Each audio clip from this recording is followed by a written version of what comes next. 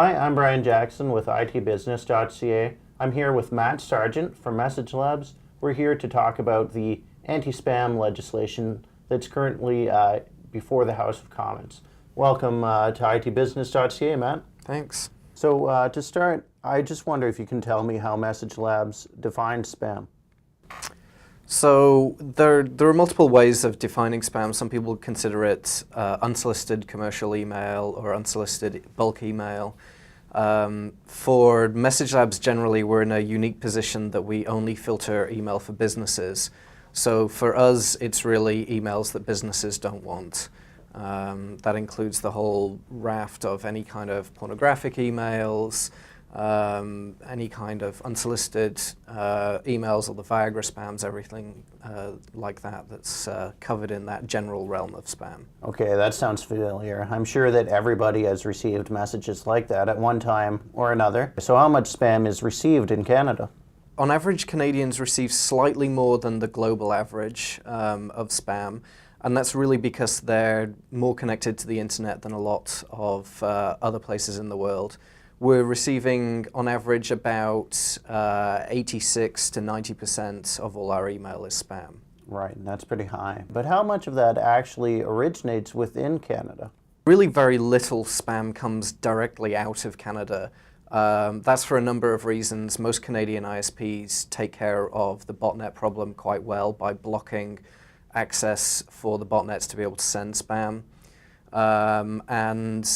Generally, there's not that many ISPs within Canada willing to host the spammers. But what there are within Canada, and why this law is being introduced and brought through Parliament, is that there are a number of spammers who are resident within Canada and operating out of here. So they may send their emails from servers located somewhere else, but they are doing business within Canada. So if this bill goes into law, do we actually expect that the amount of spam we're receiving will be cut down? No, and that's really not the focus of this law. It's not actually reducing the amount of spam that Canadians get. It's really about ensuring that businesses are following best practices by giving them a legal framework by which they are required to do so, and also by giving law enforcement the tools that they require in order to take care of and take out the Canadian spammers that are out there.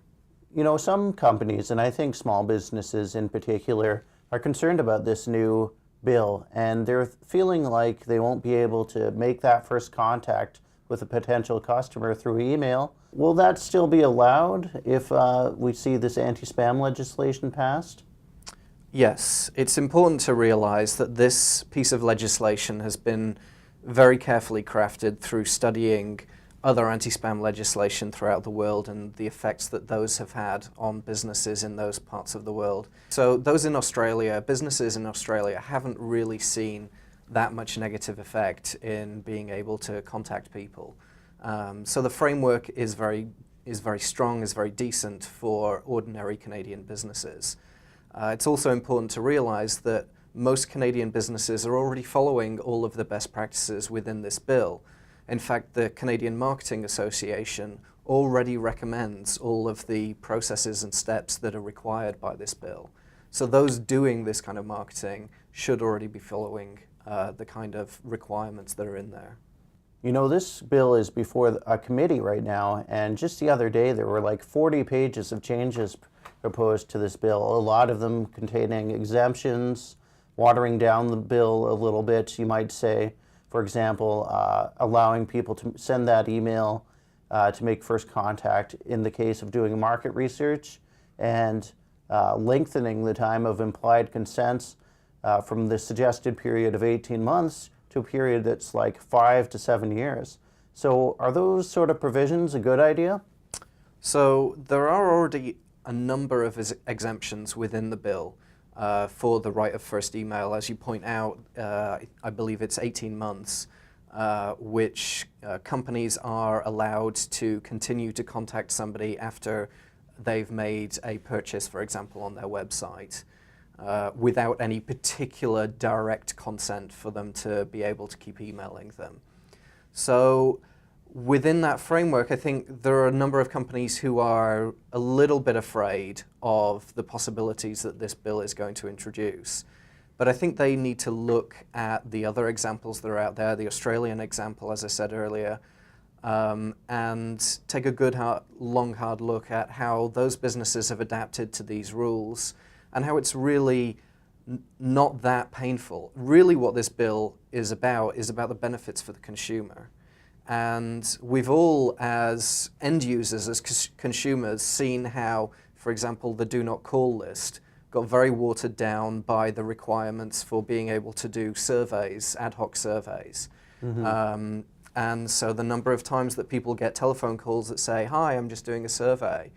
And ultimately, it's for some business, and it's, some business is getting the benefit out of it, whether it's a direct sale or not. And so I think watering down this bill at this stage, when so much effort and thought has gone into it, is not such a great idea. So if I'm a small business and I'm aware of this bill, what can I do to prepare? I think definitely read the bill. It's not that complicated in too strong legalese to be able to understand it.